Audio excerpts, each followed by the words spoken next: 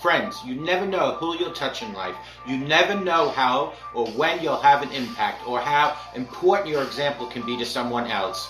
My faith helps me understand that circumstances don't dictate my happiness or my inner peace. The chances you take, the people you meet, the people you love, the faith that you have, that's what's going to define you. You have to be who you are in this world, no matter what. At the end of the day, my friends, it's not about what you have or even what you've accomplished. It's about what you've done with those accomplishments. It's about who have you lifted up, who have you made better. It's about what you've given back to those people. I think personally a role model is a mentor, someone who you see on a daily basis and you learn from them. My faith taught me how to forgive. Faith taught me when people present themselves in a certain way, there's probably some backstory or issue or reason for the way that they are acting. It's not you, my friends. It's them. And a lot of times, it's about something that's completely out of their control. Put God first. I've been protected. I've been directed. I've been corrected. I've kept God in my life, and it's kept me humble. I didn't always stick with him, but he always stuck with me. Don't be afraid to think outside the box. Don't be afraid to fail big, to dream big. But remember, dreams without goals are just dreams, and they ultimately fuel disappointment. And understand, to achieve these goals, you must apply discipline and consistency. You'll never see a U-Haul behind a hearse. It's not how much you have in life. It's about what you do with what you have. That's where the success is in helping others. Say thank you in advance for what's already yours. That's how I live my life. True desire in the heart for anything good is God's proof to you, sent beforehand to indicate that it's yours already. My advice is this, and it's simple. Don't just aspire to make a living. Friends, aspire to make a difference. And may God bless each and every one of you, and take good care. Bye-bye now. Good morning. My name is Ralf Friedrichs. I am an author, an addiction recovery coach, a life coach, and the host of this show, the Take Your Life Back Today radio show. You can see a video version of this if you go to YouTube under channel Take Your Life Back Today show. You can just Google my name. Let's talk about change of attitude that might be needed in our lives. Poverty is not something out there, but something that brushes up against our families and in our states. It is easy to think about poverty as a huge problem, too big to solve, and so it's maybe not even worth thinking about, you say? We let it slip into the back of our minds. I encourage us to go beyond this view and to recognize that it touches ourselves. This change of attitude is especially urgent in the year of coronavirus. Some countries enter this year with many of our people already on the edge of poverty through shamefully low unemployment benefits and through insecure casual employment.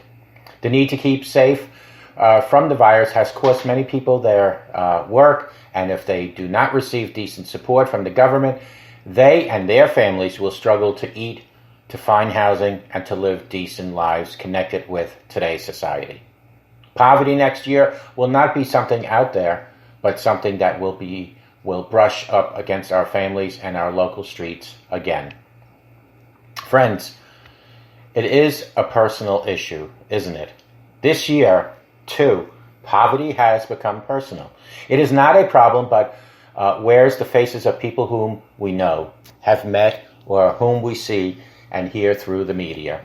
Poverty could wear the face of ourselves, our children. Awareness, of course, reminds us that this has always been the case. Poverty is always about people and their suffering, and only secondly about statistics and economic settings. It is about hunger. It's about anxiety, about where the next meal will come from for ourselves and for our children. shame at not being able to afford the money needed for our children's school camp, the humiliation of spending nights in the family car while seeking accommodation. As we reflect on the human cost of poverty, we are reminded that human flourishing is about enlarged possibilities. To live, to have access to medical care, to build new relationships, to find work, to travel, to study, to join community groups, to develop our self-worth and our talents. But there is loss of possibility. Poverty is about the loss of possibility. We struggle to exist. We scrimp on health care. We move from place to place so that our children find it hard to learn and make friends.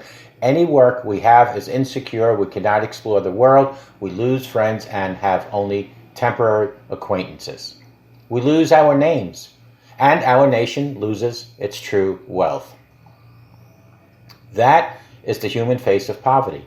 Its healing is also expressed in human faces. The face of a person who stops to talk, who is interested in our lives, who can put us in touch with kind and generous people with agencies we may not have known about, and who care for us as a person.